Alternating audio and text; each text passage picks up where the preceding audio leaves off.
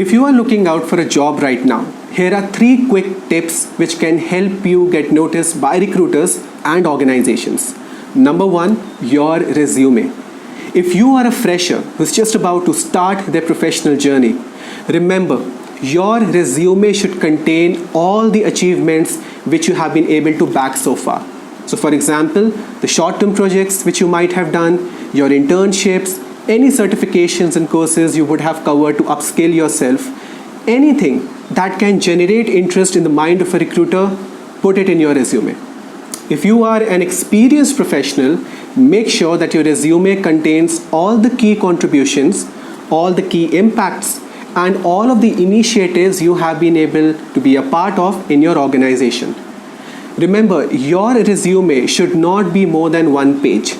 If you want, however, you can have another resume prepared with you which can be more than 1 page, and that can highlight in detail all the projects that you have undertaken in your organizations. And probably later on during the hiring process, you can share that too with the organization or the recruiter. Number 2, build a brand around yourself.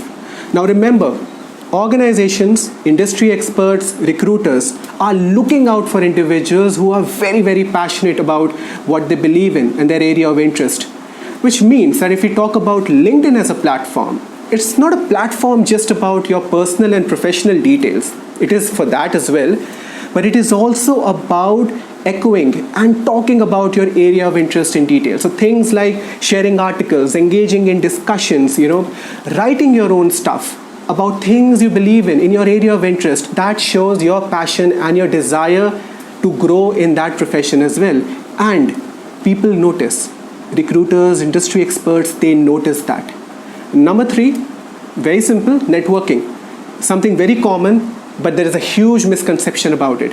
And the misconception is that you are supposed to network when you are looking out for a job.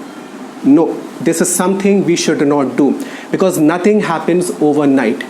As a part of your professional journey, one of your objectives is to develop these long-term professional relationships with individuals around you.